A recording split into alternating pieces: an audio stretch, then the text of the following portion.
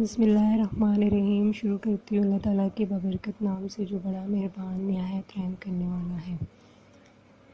دوستو، آج میں آپ کے ساتھ مسلمانوں کے جو دوسرے مسلمان پر حقوق ہیں وہ شیئر کرنے جا رہی ہوں۔ تو نبی پاک صلی اللہ علیہ وسلم نے فرمایا کہ مسلمان پر 5 حقوق ہیں۔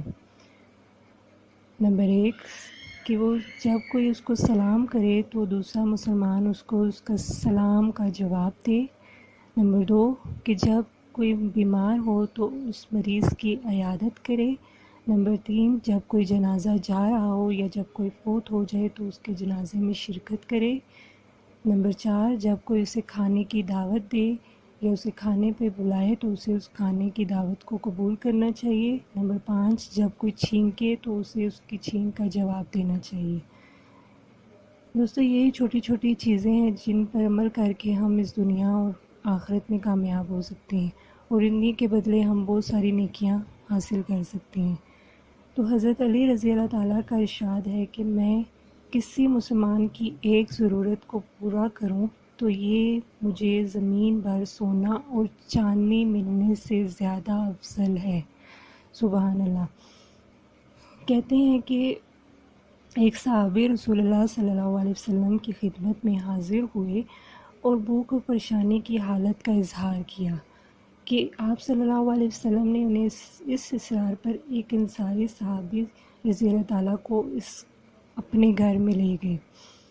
انہوں نے بیوی سے کہا، یہ رسول اللہ صلی اللہ علیہ وسلم کا مہمان ہے، ان کے اکرام میں کوئی کسر باقی نہ رکھنا۔ بیوی نے عرض کیا کہ کھانا تو تھوڑا سا بچا ہے جو کہ بچوں کی خاطر ہے، اور اس کے علاوہ گھر میں کچھ بھی نہیں ہے۔ تب صحابی نے فرمایا کہ بچوں کو بہلا کر سلا دو کہ کھانا مہمان کے سامنے رکھ دو، اور بہانے سے چراغ کو بجھا دینا کہ ہم ساتھ بیٹھے اندھیرے میں ویسے ہی منہ چلاتے رہیں گے اور مہمان پیٹ بھر کر کھانا کھا لے گا۔ لہٰذا انہوں نے ایسا ہی کیا اور دونوں میاں بیوی اور بچوں نے فاقہ سے رات گزاری، یعنی بھوکا رہ کر انہوں نے وہ رات گزاری، جس پر ان پر قرآن پاک کی یہ آیت نازل ہوئی، وَيُؤْثِرُونَ عَلَىٰ أَنفُسِهِمْ وَلَوْ كَانَ بِهِمْ خَصَاصَةٌ۔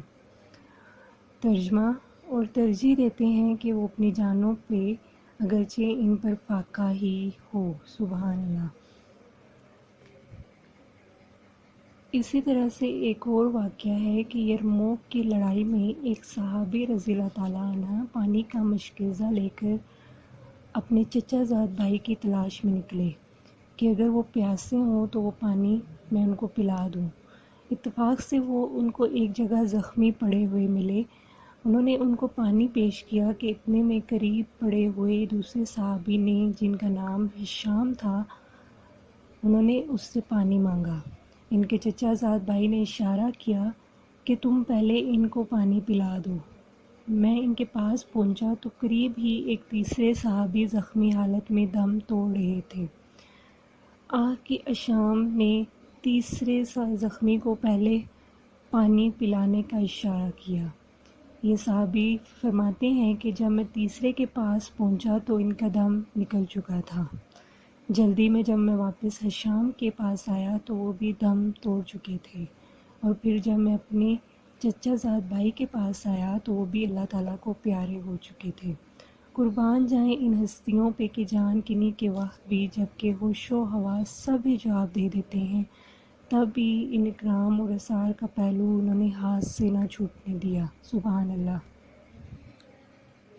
اسی طرح سے ایک اور واقعہ ہے کہ عبداللہ بن عمر رضی اللہ تعالیٰ عنہ فرماتے ہیں کہ ایک صحابی کو ایک شخص نے بکری کی سری گوشت کے طور پر ہدیہ میں دے دی۔ انہوں نے کسی دوسرے شخص کی غربت کا خیال کرتے ہوئے وہ سری ان کو آگے پہنچا دی۔ ان کو ایک تیسرے صحابی کے متعلق یہی خیال پیدا ہوا تو انہوں نے وہ سری ان کو پہنچا دی۔